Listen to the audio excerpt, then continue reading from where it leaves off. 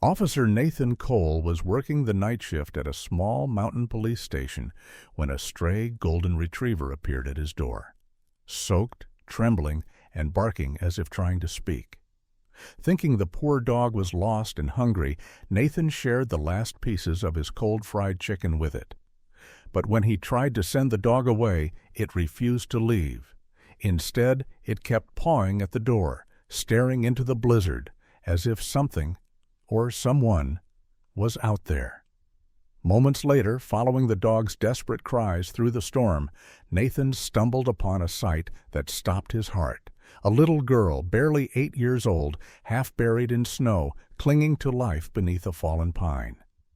What she whispered when she woke would lead Nathan into a mystery of love, loss, and redemption, and reveal the hand of God working quietly through an animal's loyalty and a mother's unshaken faith. This is a story that began with a small act of kindness and ended in a miracle no one could have imagined. What happens next will move you to tears and make you believe again that faith still lives among us.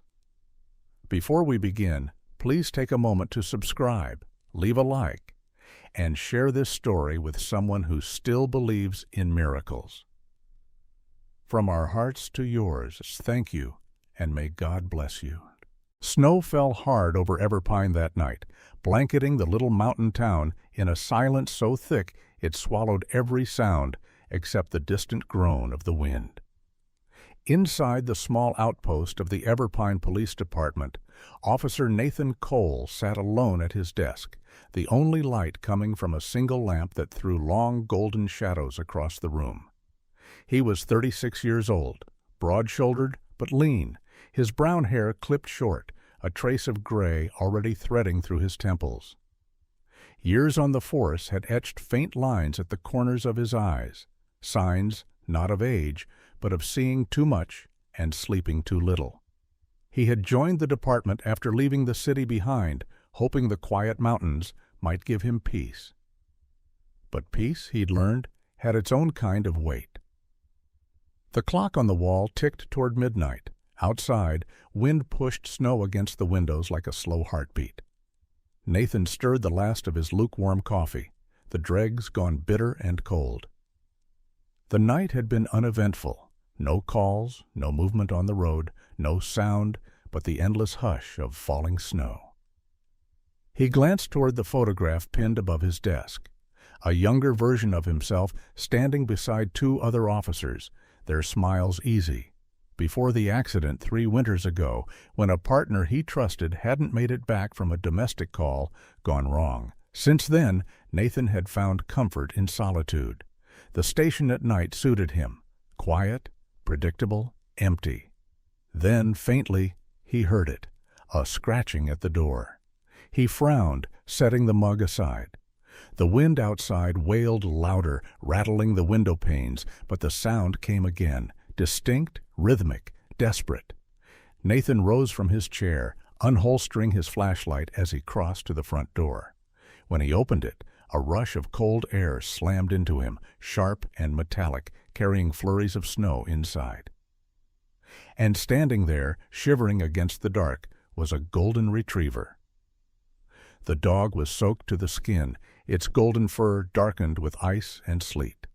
Snow clung to its whiskers, and its amber eyes, clear, pleading, met Nathan's with something between fear and faith. Its tail wagged weakly, as if unsure whether it was welcome. Nathan blinked, half amused and half concerned. "Well," he muttered, "you're a long way from home." The dog took a cautious step inside. Water dripped from its coat onto the tiled floor. Nathan closed the door behind it and crouched down. A faint metal tag hung from its collar, the letters nearly worn off, but he could just make out a name scratched by hand. Sonny. "Sonny, sir," Nathan said aloud. "That's you?" The dog wagged its tail once, then twice, as if confirming it. He moved toward the break room, retrieved the small box of leftovers from his earlier dinner, a few pieces of cold fried chicken he hadn't bothered finishing. Setting it on the floor, he said, "All right, hero, let's see if this earns me your trust." Sonny sniffed once, then began, eating quickly, small noises of hunger echoing in the quiet room. Nathan leaned against the counter, arms folded, watching. "Slow down, pal. Nobody's taking it from you." When the dog finished, it didn't lie down or curl up by the heater. Instead, Sonny walked toward the window and stood there, staring into the storm as though something waited out there. Nathan followed his gaze, but saw nothing, only snow swirling under the pale streetlight. Then the dog looked back at him, barked once, short and urgent, and pawed at the door. Nathan frowned. "You want back out there?" Sonny barked again, louder this time. He pawed once more, then turned his head toward the darkness beyond the glass, ears erect, tail stiff. Nathan hesitated. He was off duty soon. It was freezing, and visibility was terrible. Yet something in that dog's stance, tense, unwavering, made his chest tighten. It wasn't random behavior, it was purpose. He'd seen that look before, in canine units on rescue assignments. Sonny wasn't lost. He was leading. Nathan grabbed his coat and radio. "Cole to dispatch," he said into the mic. Static hissed before Sarah Jennings, the night dispatcher, answered in her slow, southern-tinged drawl. "Go ahead, Cole. I'm stepping out to check a possible stray or injured animal north of the station, near the tree line. Probably nothing, but I'll confirm." "Copy that," Sarah said. "You sure you want to go in this weather?" "I've been through worse," Nathan replied, pulling on his gloves. "Keep the line open just in case." "You got it. Be careful, hun." Nathan clicked the radio off, grabbed his flashlight, and opened the door. The wind hit like a wall. Snowflakes cut sideways through the beam of his light. Sonny was already ahead of him, paws pressing deep tracks into the fresh layer of snow, his golden fur glowing faintly under the lamplight. Nathan locked the station door and followed. The cold bit through his jacket as they crossed the narrow lot and into the forest path behind the station. The trees groaned under the weight of ice, branches snapping softly in the distance. Each breath came out like smoke. Nathan's boots crunched through the drifts as he kept the flashlight steady on the tracks ahead. Sonny never strayed too far. He'd move forward a few yards, stop, look back to make sure Nathan was following, then continue. It was as though he knew exactly where he was going. "You better know what you're doing," Nathan muttered through chattering teeth. "I'm too old for hide and seek." Deeper into the woods, the snow thickened, muffling every sound except the steady rhythm of their footsteps. Nathan felt the strange stillness that comes only in storms, the world frozen, breathless, expectant. His mind wandered. He thought about his old partner, about how he used to laugh at Nathan's cautious streak. "You'll die of hesitation someday, Cole," the man had joked. Once. A faint noise snapped him back, a soft whine from Sonny. The dog had stopped at the edge of a small clearing, nose lifted, body tense. Nathan aimed the flashlight ahead, but all he saw was the curtain of white. The wind howled again, drowning out everything. Sonny barked once, sharp and commanding. Then, without warning, he bolted into the dark. "Sonny, wait!" Nathan shouted, but his voice vanished in the wind. He cursed under his breath and followed, boots sinking deeper as the slope dipped downward. The light flickered across trees, roots, and snowdrifts until it caught on something else, tiny, irregular impressions in the snow. He froze. They were footprints, not animal, human, small. He knelt, brushing the snow aside. The prints were fresh, no more than an hour old. The stride was uneven, as if whoever left them had been running, stumbling. His heart quickened. "You've got to be kidding me," he murmured. Sonny barked again, this time from somewhere ahead, more urgent. Nathan stood, following the sound. "Hang on. I'm coming." The flashlight beam jumped over the white landscape, revealing the edge of a fallen log. Snow had piled around it in uneven mounds. Sonny stood beside it, tail whipping, barking furiously at something lying behind the trunk. Nathan rushed over, his boots sliding on the ice. At first, he thought it was just a heap of snow-covered fabric. Then he saw a small hand. His breath caught. He dropped to his knees, brushing snow away until the shape emerged.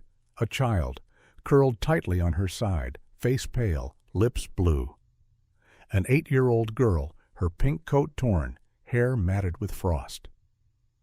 She wasn't moving. Nathan felt a spike of panic, but training kicked in fast. He touched her neck. A pulse, faint, but there. "Hey, kid," he said softly, pulling off his jacket. "Hang in there. You hear me?" Sonny pressed close, whining, licking the girl's frozen fingers. Nathan wrapped her in his coat, lifting her into his arms. She was a light. It scared him. "We've got you," he whispered. Through the radio, static flared again. Sarah's voice barely cut through the interference. "Cole, do you copy? The radar's showing the storm moving back east. Are you still out there?" Nathan hit the transmit button with his gloved thumb. Found a child in the woods, female, around 8 years old, hypothermic but alive. I'm bringing her in. Get an ambulance to the station now. "Copy that. Ambulance on the way." He started back through the snow, every step heavy but urgent. Sonny ran ahead, barking toward the road as though clearing the path himself. Nathan followed the golden blur through the storm, the girl's faint breaths warming against his chest. The station lights appeared at last through the swirling dark, small and steady, like candles in a cathedral of ice. Nathan stumbled through the doorway, shouting, "Sarah, open the bay door!" He laid the girl gently on the couch, wrapped her in blankets, and pressed the heater closer. Sonny stood guard beside her, eyes fixed, body trembling. As Nathan radioed again for ETA confirmation, a strange thing happened. The phone line on his desk flickered, a small red light blinking as if someone was calling.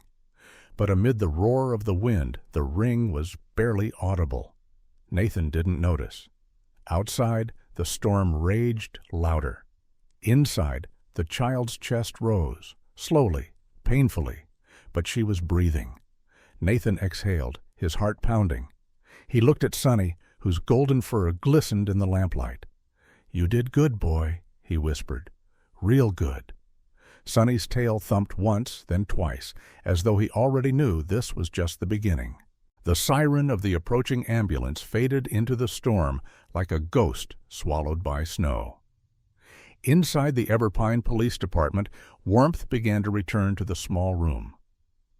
The heater hummed. Sarah Jennings hovered nearby, and the rescued girl, wrapped in layers of blankets, breathed slow, shallow breaths on the couch. Her skin was pale as candle wax, her eyelashes clumped with frost. But she was alive. Officer Nathan Cole sat beside her, one hand steadying the pulse at her wrist. His own fingers trembled, not from cold, but from the adrenaline that hadn't yet faded. Across the room, Sonny, the golden retriever, lay curled near the couch, his head resting on his paws, eyes half closed but alert. Every few minutes, the dog would glance at the girl as if keeping count of her breaths. Nathan looked at Sarah. She was in her 50s, round-faced with kind eyes behind square glasses, her gray-blonde hair tied in a messy bun. Her warmth filled every space she entered, though tonight her usual humor was gone. "Ambulance is 15 minutes out," she said quietly. "Roads are near closed from the drift." Nathan nodded, exhaling. "She doesn't have 15. Her temperature's dropping fast." He rubbed the girl's hands gently, trying to bring color back to her skin. "Come on, sweetheart," he murmured. "Stay with us." Sonny whimpered softly, inching closer. The sound was almost human, low, mournful, protective. Nathan reached over and stroked his head. "You found her, buddy. Don't give up on me now." Minutes crawled. The storm clawed at the windows. Then, without warning, the phone on the desk rang once, shrill and sharp in the silence. Sarah jumped. Who'd be calling at this hour?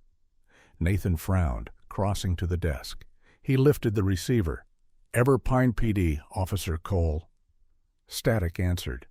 Then a faint voice, female, fragile, drifted through the line. Please, help her. Nathan stiffened. Who is this?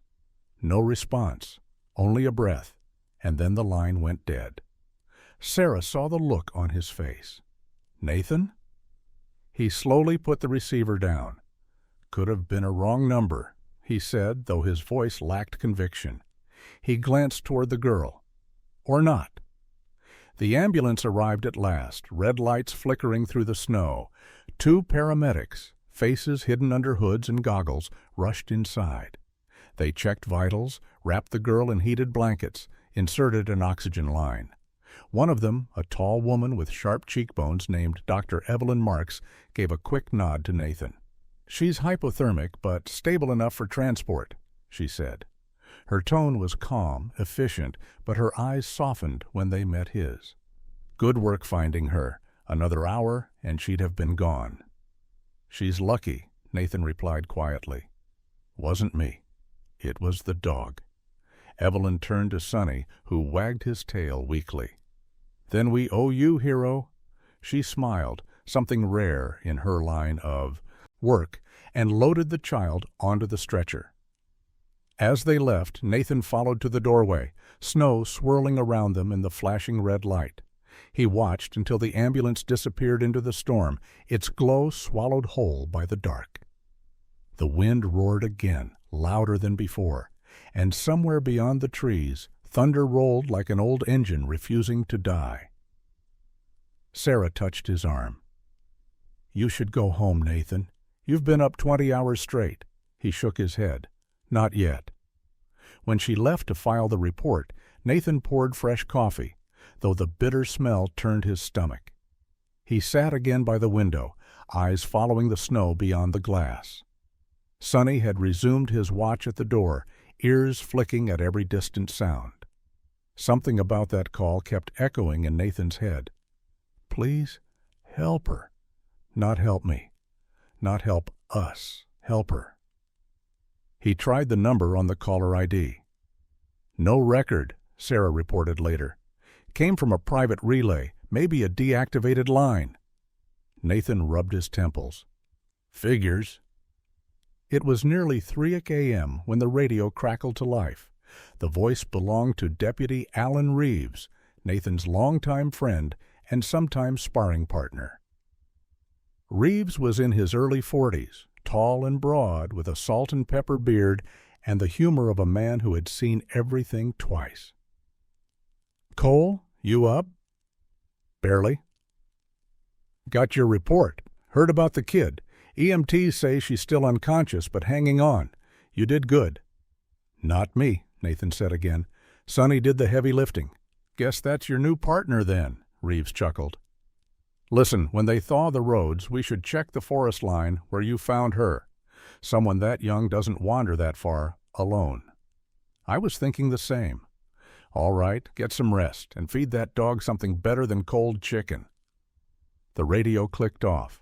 Nathan smiled faintly despite himself. He looked down at Sonny, now dozing near the heater. You hear that? You're officially promoted. The dog's tail thumped once without opening his eyes. Hours later, dawn began to bleed through the storm, pale gray light bending through the clouds.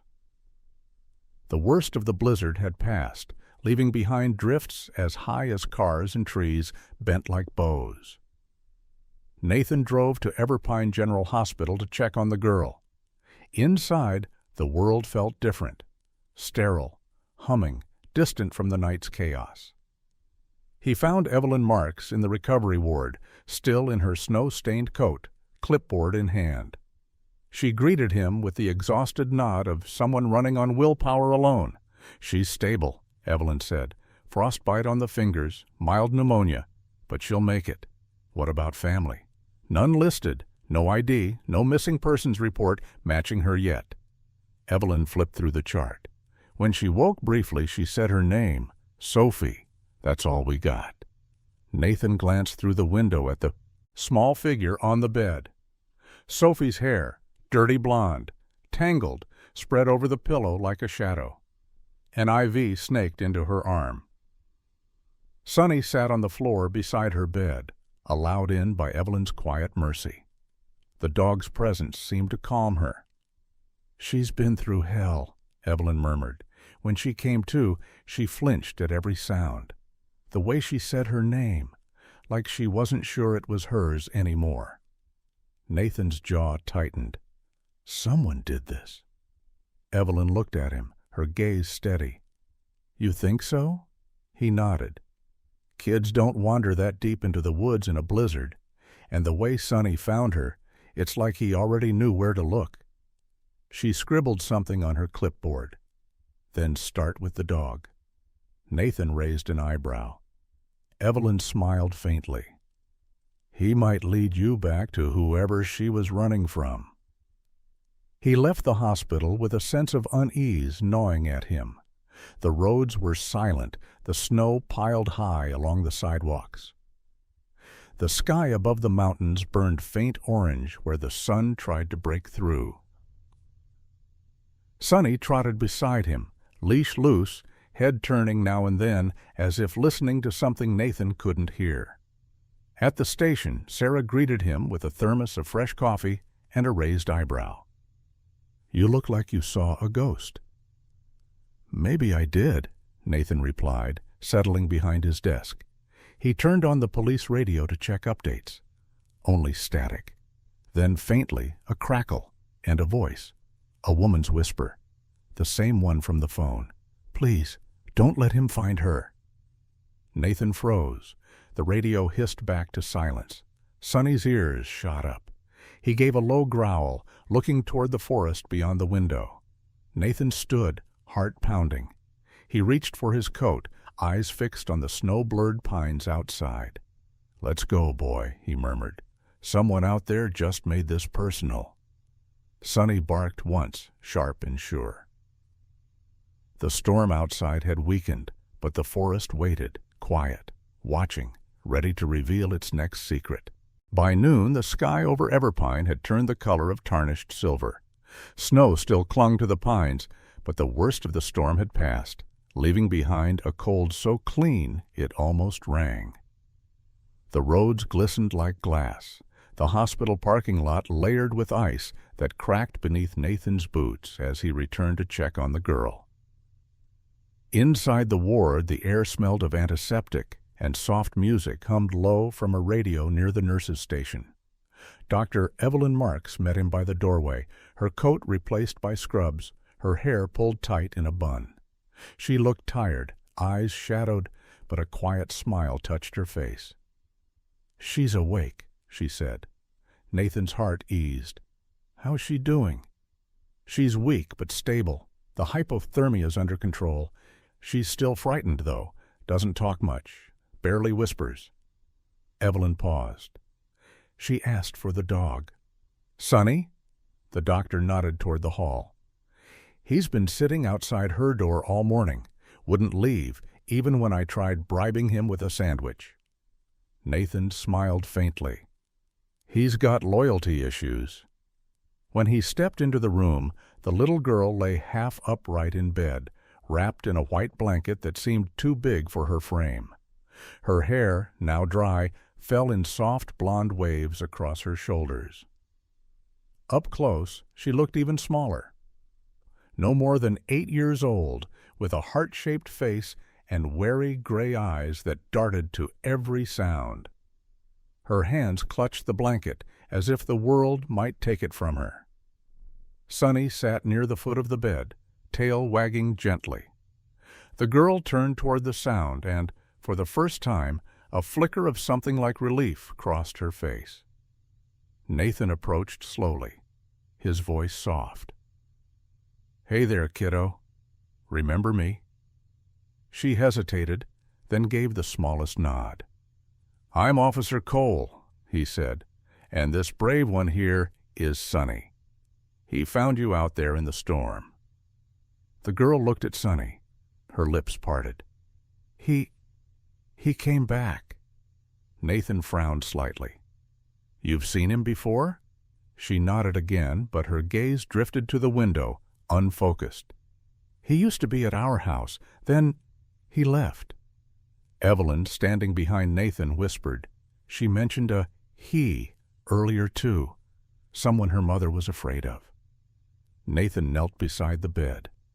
What's your name? Sophie, she whispered. Sophie Miller. He felt his stomach tighten. Miller, the name on the embroidered handkerchief they'd found in the woods. Do you remember what happened, Sophie? He asked, her eyes clouded. Mom said we had to leave, that he was coming again.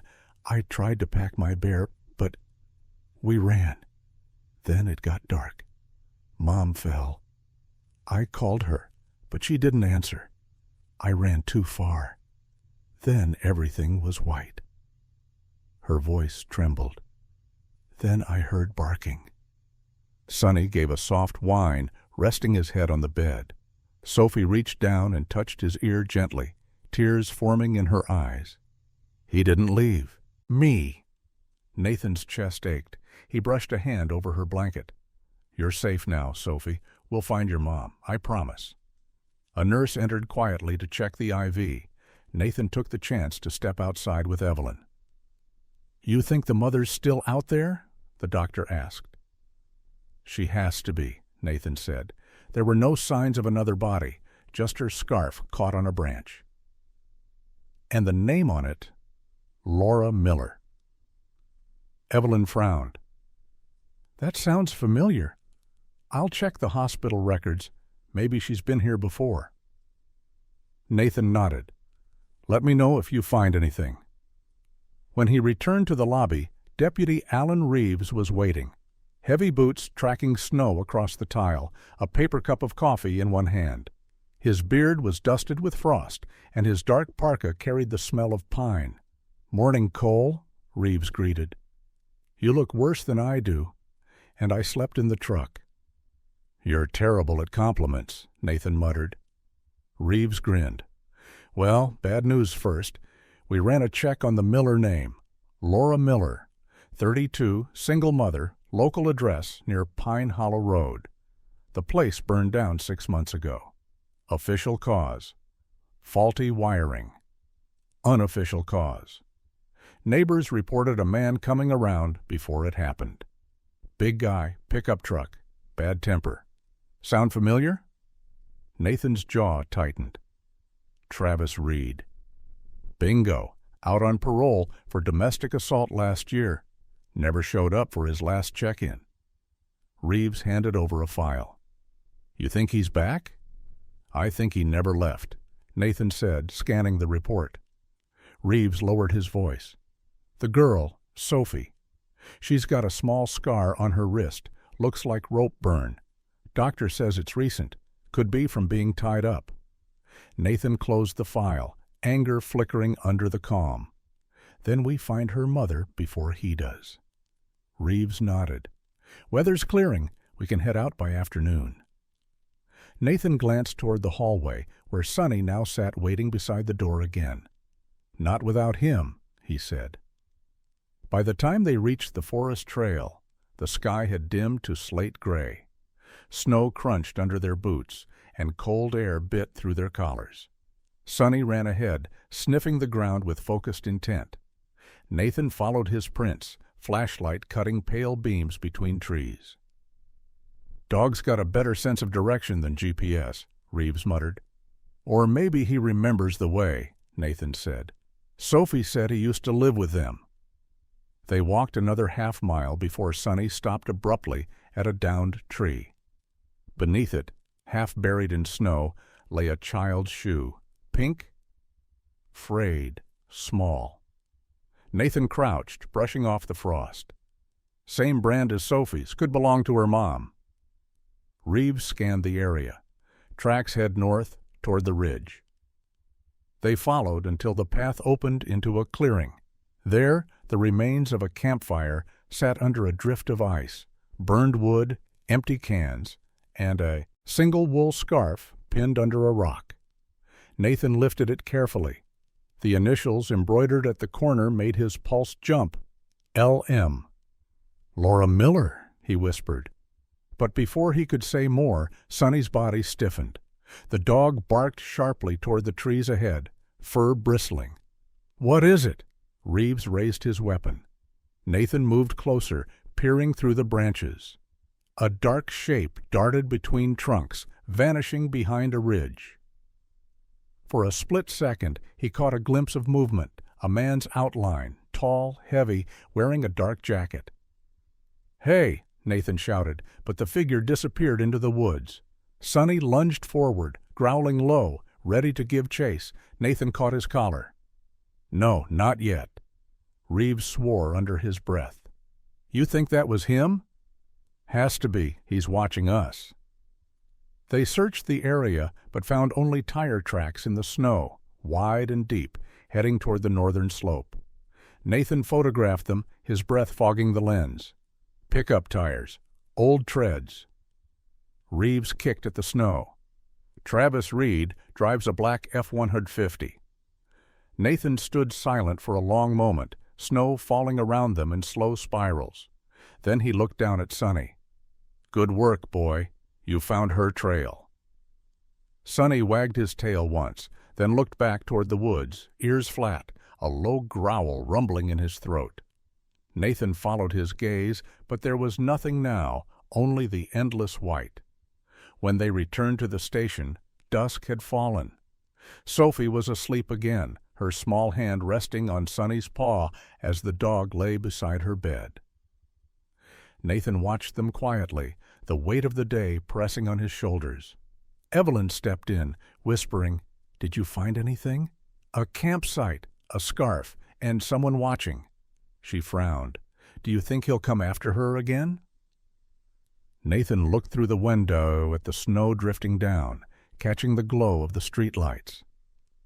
"If he's the kind of man I think he is, he already has."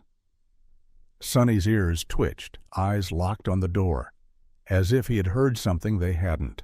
Morning sunlight spilled weakly through the frosted windows of Everpine General Hospital, painting long pale streaks across the floor. The storm had finally passed, leaving behind a stillness so fragile it felt almost sacred. Nathan Cole stood at the end of the corridor, watching nurses move quietly between rooms, their rubber soles whispering over the tiles. His reflection in the glass door looked older than he remembered. Eyes tired, jaw set, a man who'd seen too many storms, inside and out. He had barely slept since they found Sophie. The girl's fragile face haunted him, the way she'd trembled under the blanket, whispering about her mother and the man who came back. Every instinct told him this case wasn't just about a missing person. It was a circle closing in on something darker. The door to Sophie's room creaked open. Dr. Evelyn Marks stepped out, clipboard in hand. She was still in her midnight blue scrubs, her hair now loose around her shoulders. She looked exhausted, but composed. The calm center of chaos. "She's asking for you," Evelyn said softly. "And the dog, of course." Nathan nodded and entered. Sophie was sitting up this time, a mug of cocoa between her hands, the steam fogging the edges of her IV tubes. Her cheeks had color again, faint but hopeful. Sonny sat beside her bed, chin on the blanket, tail sweeping lazily against the floor. When Nathan walked in, Sophie's expression brightened for the first time. "Hi," she whispered. "Hey there," Nathan said, pulling up a chair. "How's our little fighter doing?" She smiled weakly. "The doctor said I can leave soon." "That's good news." She hesitated, then looked at Sonny. "Can he come with us?" Nathan blinked. "With you and your mom, you mean?" Her smile faded. She shook her head slowly. "Mom's not here yet." Nathan leaned forward. "We're going to find her, Sophie, I promise." The girl nodded, but her eyes clouded. "That man, he said if we ran, he'd find us again." A chill crept up Nathan's spine. "What man?" Sophie bit her lip. "He had a truck. He yelled a lot. Mom called him Travis. He hurt Sonny once." She reached to touch the dog's ear, tracing a faint scar near the base.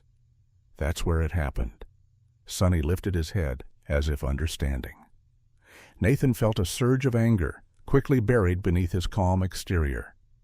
You're very brave, Sophie. You did everything right. Before he could ask more, a nurse entered to check vitals. Nathan stood, giving Sophie a reassuring pat on the shoulder. Rest up, okay? I'll be right outside. In the hallway, he met Evelyn again. She remembers his name, Nathan said quietly. Travis Reed. Evelyn's eyes narrowed. The same man you suspected. Yeah, I'm going to need hospital security footage. If he's anywhere near here. Evelyn cut him off gently. Nathan, you should eat something first. You've been running on fumes. He gave a tired grin. Fumes keep me moving. Evelyn's tone softened. You remind me of someone I used to know. He worked himself to exhaustion because he thought if he stopped, the guilt would catch up. Nathan looked at her, taken aback. What happened to him? She smiled faintly. He learned to stop running, eventually. Before Nathan could reply, the intercom crackled overhead. Officer Cole, please report to the front desk. Urgent call from dispatch. He hurried downstairs. Sarah Jennings' voice came through the receiver, brittle with tension. Nathan, we found something, a set of tire tracks off Ridge Road near the old sawmill. They match the treads from the forest. And, she hesitated, there's a trail of blood leading toward the northern ridge. Nathan's pulse quickened. Any sign of Laura Miller? Not yet. But Nathan, there's more. Those prints, there's a second pair, smaller, women's size. I'm on my way, he said, hanging up. He turned toward the elevator, then stopped when he heard a faint sound from above. Static, followed by a soft whisper. It came from the hospital's intercom speaker near the ceiling. Please, help her. The same voice, the same trembling tone from the night of the storm. Nathan froze. Sarah? He asked into the receiver, but the line was dead. The whisper faded, replaced by the hum of the hospital's heating vents. Evelyn came up behind him, startled by his expression. Nathan? What is it? He looked up at the speaker. That voice again, the one from the call. Evelyn frowned. The system's been glitching since the power surge last night. Maybe feedback from the radio lines. Maybe, Nathan said, though his gut told him otherwise. Outside, the sky was pale and brittle. Nathan drove his patrol SUV through the slush-covered roads, Sonny in the passenger seat, nose pressed to the window. The truck heater wheezed, but couldn't cut the cold completely. They reached Ridge Road within 20 minutes. Deputy Alan Reeves was already there, his tall frame hunched against the wind, breath fogging the air. You weren't kidding, he said when Nathan stepped out. The trail's fresh, less than a day old. The snow beside the road bore deep tire impressions. Nearby, faint spatters of dried blood stained the white surface, leading toward a dense cluster of trees. Reeves pointed with his gloved hand. Whoever it was, they were dragging something, or someone. Sonny whined, ears pricked, nose twitching. Without waiting for command, he began to follow the scent into the woods. Nathan called after him, Easy, boy, we'll go together. They moved deeper, their boots crunching in rhythm. The forest grew quieter, the air heavier. Branches hung low with ice, creaking like bones. 100 yards in, Sonny stopped at a broken fence line. At its base lay a torn piece of fabric, a section of gray wool, damp and stiff. Nathan picked it up. Women's coat, he murmured. Could be Laura's. Reeves scanned the tree line. If Reed's got her, he's keeping her close. Cabin, maybe. Nathan's eyes narrowed. There's an old ranger cabin not far from here, abandoned after the fire last year. They followed the trail another mile, the forest sloping downward until a small clearing appeared. Through the trees stood a weathered wooden cabin, half buried in snow, smoke curling weakly from a cracked chimney. Nathan crouched behind a log, signaling Reeves to stay low. "Looks occupied." Reeves drew his weapon. "You think she's in there?" Nathan's jaw tightened. Only one way to find out. Sonny growled softly, tail stiff. His fur bristled as if he could sense the danger ahead. Nathan whispered, "Stay close, partner." They circled around the cabin. From inside came faint movement, a chair scraping, a muffled voice. Nathan crept toward the window and peered through the frosted glass. He caught a glimpse of a man pacing the floor, tall, broad, with a rough beard and a scar down his left cheek. Travis Reed. He was muttering to himself, words slurred with anger. She lied. They all lied. Nathan felt his blood run cold. "It's him," he whispered to Reeves. Before they could plan an entry, Sonny tensed and gave a low bark. Reed's head snapped toward the window. He moved fast, grabbing something from the table, metal glinting in the light. "Gun!" Nathan shouted, diving aside as the window shattered. Glass sprayed into the snow. Reeves returned fire, bullets slicing through the cold air. Reed disappeared inside, the front door slamming shut. "Back up!" Reeves yelled into his radio. "Shots fired at the old ranger cabin." Nathan steadied his breath. Sonny barked furiously beside him, body taut like a drawn bow. "Easy, boy," Nathan said. "Not yet." But before he could move, the radio on his shoulder crackled again, not with Reeves' voice, but the same ghostly whisper. "Nathan. Inside. Hurry." He froze. The voice wasn't from dispatch. It was hers. Without thinking, he ran for the door. The door exploded inward under Nathan's shoulder, slamming against the wall with a crack that echoed through the trees. The air inside the cabin was heavy with smoke and sweat, the stench of burned wood and fear mingling in the cold. His flashlight beam cut through the dimness, revealing overturned furniture, broken glass, and a flickering lantern swaying from a chain in the ceiling. "Police!" Nathan shouted, weapon raised. "Travis Reed, drop it!" Somewhere deeper in the cabin, a chair scraped. A man's ragged breathing filled the silence. Then Travis Reed stepped into the light. He was bigger than Nathan remembered from the photos. Early 40s, thick build, a face carved with old scars. His beard was patchy, his hair long and matted, and his eyes, they weren't the eyes of someone entirely present. They gleamed with something fractured and wild. In his right hand he held a hunting knife. "I told her not to run," Travis snarled, voice low and broken. "Told her I'd find her no matter where she went." "Where's Laura?" Nathan demanded. Travis smirked. "Wouldn't you like to know?" Behind Nathan, Sonny crept forward, silent as shadow. The dog's hackles were raised, a low rumble vibrating in his chest. Reeves burst in through the back door, gun drawn. "Hands where we can see them, Reed." Travis's gaze darted between the two officers, calculating. "You think I'm scared of you? You people took everything from me. The house, the kid, even the damn dog." He pointed the knife toward Sonny. "That much the reason she left," Sonny barked sharply, teeth bared. "Put it down, Travis," Nathan ordered, stepping closer. "This doesn't have to end like last time." Travis laughed, a harsh, cracked sound. "Last time? You mean when you let me walk away?" Nathan's jaw tightened. "You were supposed to get help." "I did," Travis spat. "Help from a bottle, help from the voices that won't shut up." He lunged. Nathan fired once, wide on purpose. The bullet hit the wall inches above Travis's head. "Don't make me do this!" he shouted. Travis froze for a second, then snarled and bolted toward a side door. Sonny leapt after him, tackling his arm. The knife clattered across the floor. Travis howled, trying to shake the dog loose, but Sonny held fast, jaws locked on his sleeve. Reeves rushed forward, pinning Travis to the ground. Nathan kicked the knife away and snapped handcuffs around Travis's wrists. "It's over."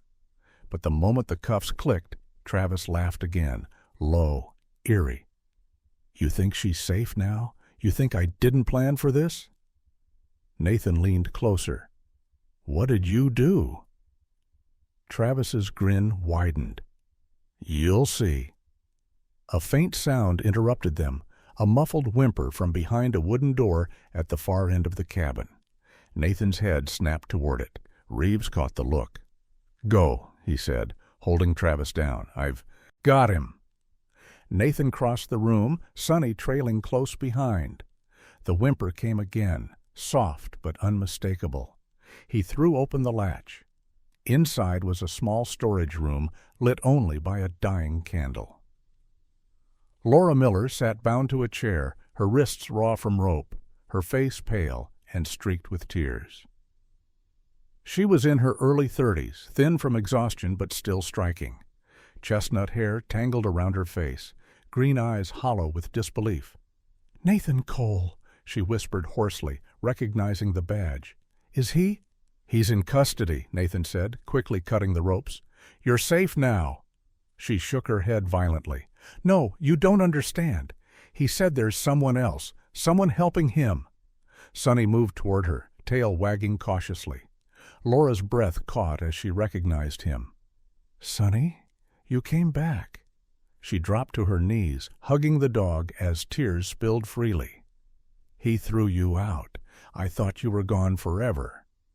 Sonny licked her cheek, whining softly. Nathan scanned the room. There were boxes stacked along one wall, covered in dust. One had been pried open recently, revealing cans of food and a map. He grabbed it, a topographic map of the Everpine Valley marked with red circles. One of them sat directly over the hospital. His stomach dropped. "Reeves," he shouted, "there's another target. He wasn't acting alone." But before Reeves could answer, a gunshot shattered the air. Nathan spun around. The sound came from the main room. He rushed out, weapon ready, Sonny beside him. Reeves was on the floor, clutching his arm, blood seeping through his sleeve. The back door hung open, swinging wildly in the wind. Travis was gone. "Damn it," Nathan hissed, pressing a bandage from his pocket against Reeves's wound. He had a backup gun hidden.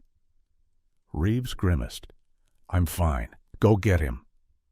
Nathan hesitated, but Reeves shoved him. "Go!" Sonny was already out the door, following the scent. Nathan sprinted after him, into the storm. The snow had started again, thin flakes swirling like ghosts through the trees. Ahead he caught glimpses of movement, Travis's dark coat vanishing between branches. "Reed, stop!" Nathan shouted, voice echoing. Travis didn't stop. He stumbled over a log, turned, and fired once. The bullet tore through Nathan's sleeve, grazing his arm. Pain flared, but he kept running. Sonny darted wide, circling the man like a golden blur. When Travis stopped to reload, Sonny struck, barreling into him with enough force to knock the gun from his hand. They hit the ground hard, snow erupting around them. Travis screamed, trying to push the dog off, but Sonny's jaws clamped down on his coat, pinning him in place. Nathan closed in, kicking the weapon away and pressing his boot on Travis's wrist. "It's over, Travis. You're done." The man spat blood into the snow, laughing through it. "You don't get it, do you? You think I'm the only monster out here?" Nathan stared at him, breathing hard. "You're the only one I see." Reinforcements arrived minutes later, sirens wailing faintly through the forest. Reeves, patched up but grim-faced, limped into the clearing with 2 deputies. They loaded Travis into the back of a patrol truck. Laura appeared soon after, wrapped in a blanket, guided by a medic. When she saw Nathan and Sonny, she broke into tears again. "Thank you," she whispered. "You saved us both." Nathan shook his head. It was him. He looked down at Sonny, whose fur was streaked with snow and blood. The dog leaned against his leg, trembling but proud. He never gave up. Laura knelt and stroked the dog's muzzle. He was my daughter's guardian long before I knew it. Nathan looked out toward the ridge where the snow had already begun to fall again, erasing the footprints of everything that had happened. Somewhere deep inside, he knew this wasn't finished. Travis's words echoed in his mind. "You think I'm the only monster out here?" As the team prepared to leave, Reeves walked up, his arm in a sling but his grin crooked as ever. "Remind me never to doubt that dog again," he said. Nathan managed to smile. "He's earned more than chicken this time." Reeves looked back toward the cabin. "You believe what Reed said about someone else?" Nathan stared into the forest, the wind tugging at his coat. "I don't know. But whatever's left out there, it's not done with us yet." Sonny let out a soft growl, nose lifting toward the north, where the trees stood darker than the rest. Far away, in the distance, a faint glimmer of light flashed once, like a signal. Then it was gone. The next night came heavy and sharp, carrying with it a new storm that swept down from the northern ridge. Snow fell in thick sheets, burying tire tracks, covering the scars of everything that had happened at the cabin. But inside the Everpine station, no one felt safe. Nathan Cole stood by the evidence board, a dozen photographs pinned under harsh fluorescent light. Travis Reed's mugshot glared from the center, surrounded by images of the cabin, the scarf, the map with red circles. Beside it hung a new photo, blurry, grainy, taken from a roadside camera an hour before the arrest. A figure stood near a truck that wasn't Travis's. The timestamp placed it 10 minutes before the shootout. Reeves, his arm bandaged and in a sling, leaned against the desk. "You sure it's not some lost hunter?" Nathan shook his head. "The truck's license plate doesn't match any local registration. Whoever it is, he came for Travis, or for Laura." Sarah Jennings entered with a folder clutched tight. "Dispatch just got a call from a ranger outpost near Mount Colden. They found another campfire site, fresh, blood on the snow, same caliber shell casing as Travis's gun." Nathan's jaw tightened. He wasn't working alone. "Or someone's cleaning up after him," Reeves muttered. Before they could say more, the door to the hallway opened, and Laura Miller stepped inside. She looked fragile in the oversized coat Sarah had lent her, hair still damp from the snow. Her eyes, though, held quiet fire. "You said he's locked up," she said. "Then why can't I sleep?" Nathan motioned for her to sit. "Because he said there was someone else, and I believe him. You know anyone Travis might have trusted?" Laura shook her head slowly. "He had no friends. But there was a man who came by the house once, right before the fire, wore a ranger jacket, said he was checking the property line. Travis called him Rick. They talked outside for a long time. After that, Travis started hiding things." Reeves frowned. "Rick who?" "I don't know," Laura whispered, "but he had a scar on his neck. I remember that." Nathan exchanged a look with Reeves. "We have a former ranger, Richard Calloway, worked up north before getting suspended. He's got that scar." "Suspended for what?" Laura asked. "Illegal trapping," Nathan said grimly, "and smuggling wildlife pelts through abandoned mine routes near Mount Colden." Reeves grabbed his radio. "We can check the old tunnels near there. If he's helping Reed, that's where they'll hide." Laura stood abruptly. "I'm going with you." Nathan shook his head. "Absolutely not. It's too dangerous." Her voice rose, trembling but fierce. "That man ruined everything I had. He burned my home. He hurt my daughter. You think I'm sitting here while someone else finishes what he started?" For a moment the room was silent except for the low hum of the heater. Nathan saw the same stubborn fire in her eyes that Sophie had, the same refusal to break. He sighed. "All right, but you stay behind me at all times." Outside, Wind screamed like a living thing. The drive up the mountain was brutal. Snow whipped across the windshield in ghostly spirals. Reeves followed in a second vehicle, lights flashing dim through the blizzard. Sonny sat in the back seat, nose twitching, eyes fixed on the darkness ahead. They reached the Ranger Trail just before midnight. The trees there were older, taller, their branches knitted tight like the ribs of a cathedral. Nathan killed the engine. "We go on foot from here." Laura adjusted the flashlight on her wrist, jaw set. "Lead the way." The wind howled as they climbed, boots crunching through drifts knee-deep. Sonny moved ahead, pausing now and then to sniff the air. After nearly an hour, he stopped suddenly, tail stiff. Nathan followed his gaze. There, a faint orange flicker through the trees. "Campfire," Reeves whispered through the radio. They advanced cautiously until the clearing opened before them. A crude camp sat beneath a rock overhang. An old truck, 2 tents, a lantern swaying in the wind. The fire had burned down to embers, but a trail of boot prints led toward the ridge.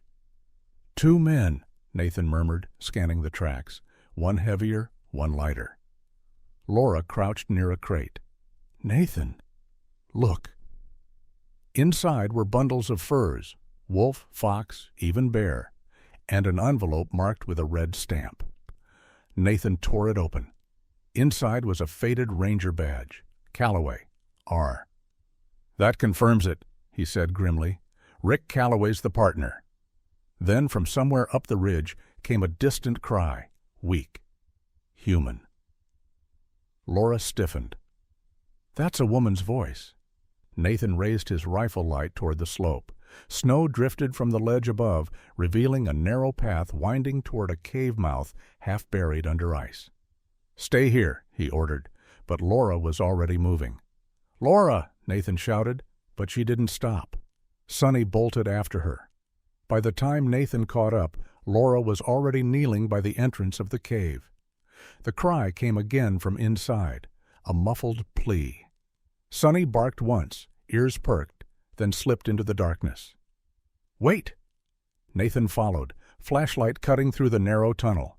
The walls were slick with frost, the air heavy with the smell of metal and earth. The tunnel widened into a cavern. There, lying on the ground, was a figure, small, shaking.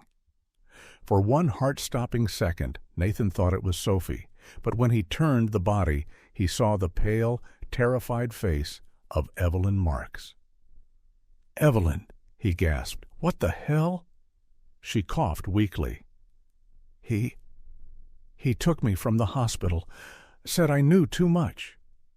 Laura knelt beside her. "Who?" Before Evelyn could answer, a gunshot cracked from deeper in the cave. The bullet sparked off the rock near Nathan's shoulder. He dove behind a boulder shouting, "Police, drop your weapon!" A voice echoed through the chamber, cold, rough, and unmistakable. "You shouldn't have come here, Cole." Rick Calloway stepped from the shadows, rifle in hand, the scar on his neck gleaming white against the lantern light. His expression was calm, almost regretful. "You always dig too deep."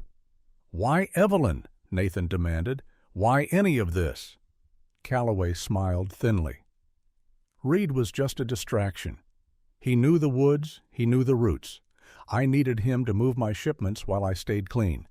But he got sloppy, started talking about redemption, about the woman he hurt. So I had to cut him loose." Laura's eyes blazed. "You used him. You used all of us." Calloway shrugged. "That's what men like me do." He raised the rifle, aimed straight at her. Sonny growled and lunged, the shot fired, echoing like thunder. Nathan tackled Laura aside as the bullet slammed into the rock behind them. Sonny hit Calloway square in the chest, knocking him backward. The gun clattered away. They rolled across the icy floor, the dog snarling, teeth flashing. Nathan grabbed the weapon and aimed. "Don't move!" but Calloway swung his fist, slamming Sonny against the wall. The dog yelped, staggering. Laura screamed. Nathan's shot rang out. The echo lasted forever. Calloway fell backward, the rifle slipping from his hand, blood blooming dark across the snow-dusted stone. He stared at Nathan in disbelief before collapsing. Silence filled the cave. Only the sound of wind moaning through the cracks remained. Nathan dropped the gun and rushed to Sonny's side. "Hey, buddy, stay with me." He pressed his hand against the dog's fur. Warm blood stained his palm, but the wound was shallow. Sonny licked his wrist weakly, tail thumping once. Laura wrapped her arms around Evelyn, tears streaming down her face. "It's over," she whispered, though her voice trembled. Nathan looked around the cave, the crates, the stolen pelts, the smuggler's tunnel Calloway had used. "No," he said quietly, "it's over for him, but it's not over for the truth." Outside, dawn was breaking.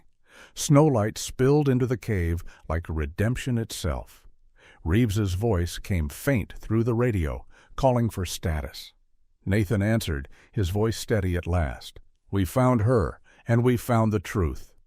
Sonny stood beside him, battered but proud, as the first rays of light touched his golden coat, turning it to fire in the cold morning air. Spring arrived late in Everpine that year. The snow melted slowly, reluctant to surrender to the sun. Along the quiet mountain road, streams of thawed ice trickled between the pines, carrying away months of silence, blood, and memory. The storms were gone, but for those who had lived through them, the echoes lingered in ways only the heart could hear. Officer Nathan Cole stood outside the newly built bakery on Main Street. The hand-painted sign above the door read, "Sophie's Hearth," the name chosen by the little girl whose laughter now floated through the open window. The smell of fresh bread and cinnamon spilled into the air, blending with the warmth of a world finally at peace. Inside, Laura Miller worked behind the counter, tying a ribbon around a box of pastries. Her hair was shorter now, falling neatly above her shoulders, and her face, though still marked by loss, glowed with a quiet strength.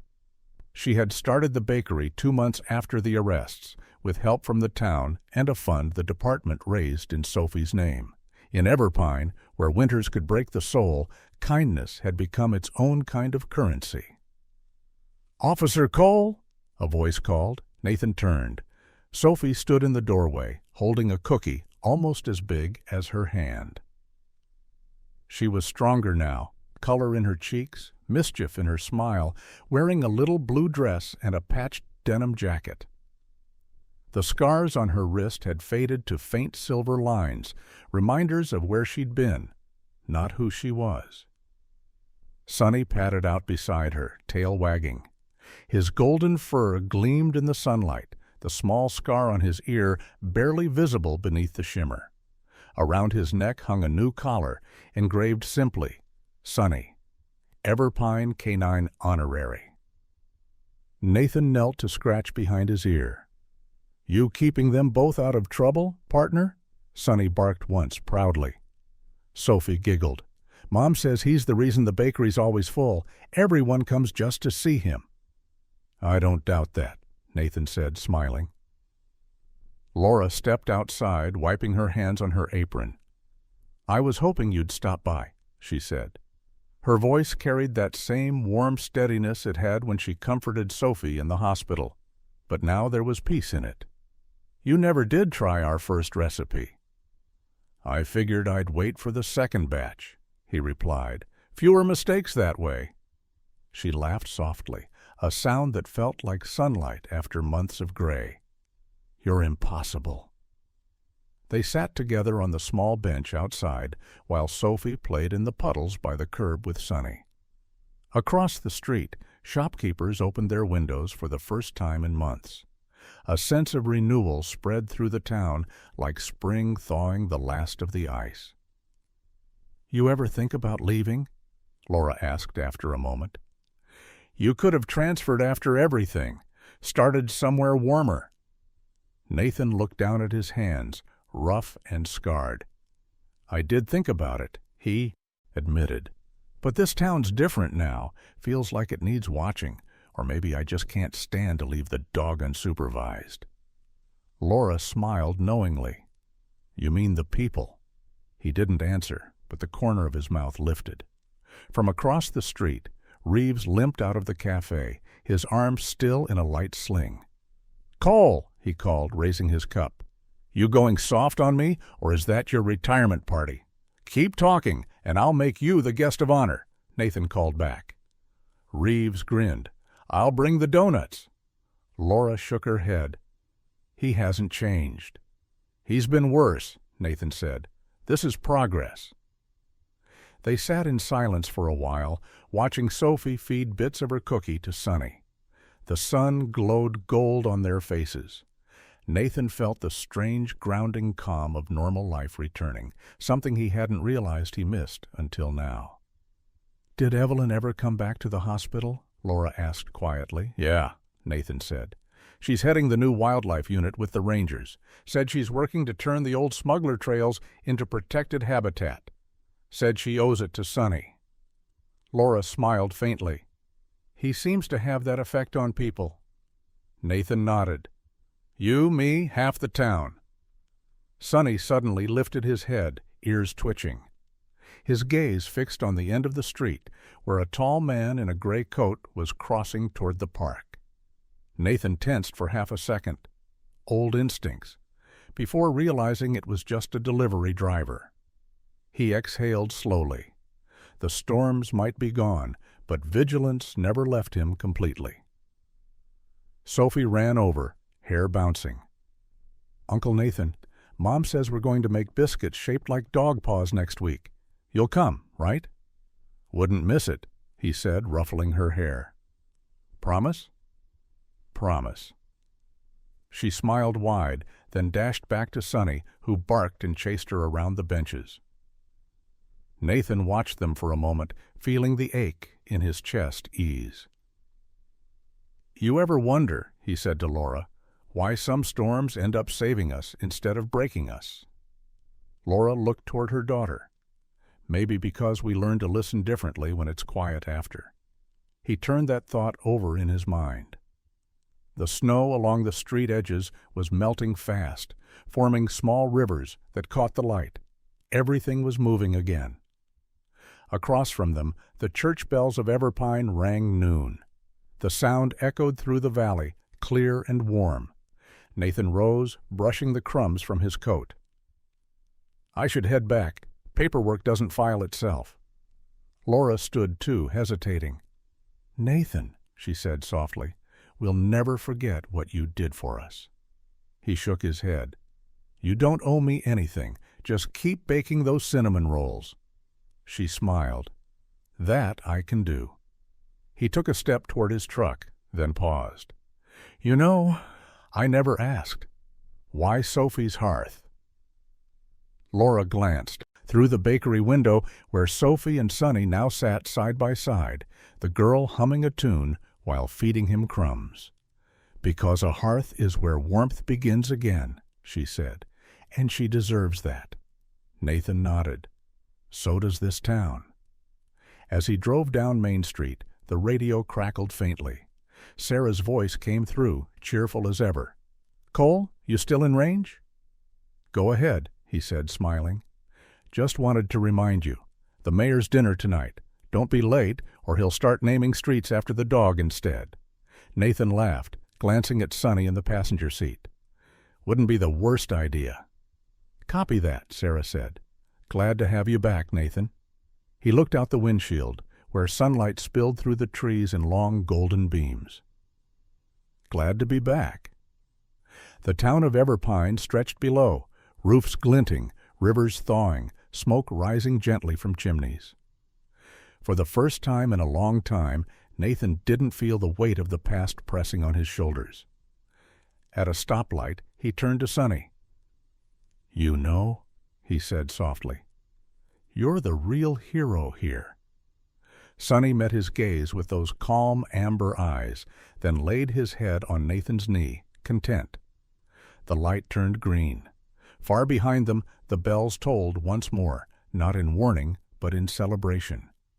And somewhere in the hills where the storms once howled, a single beam of sunlight pierced the clouds and fell across the forest floor, warming the earth that had long been frozen.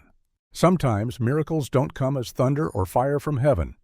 They come quietly in the shape of a loyal dog who refuses to give up, in a mother who keeps praying through the storm, in a little girl's heartbeat that refuses to stop.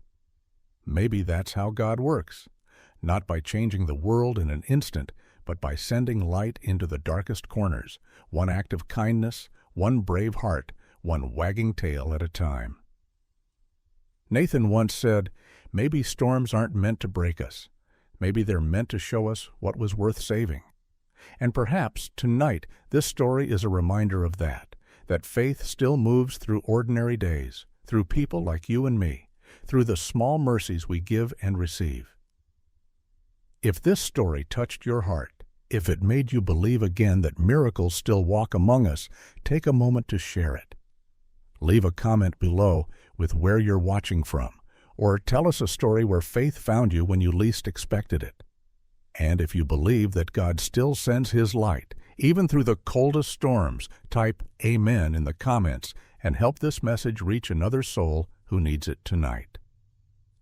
May the Lord bless you, protect your family, and remind you, no matter how long the winter lasts, the light of faith always finds its way home.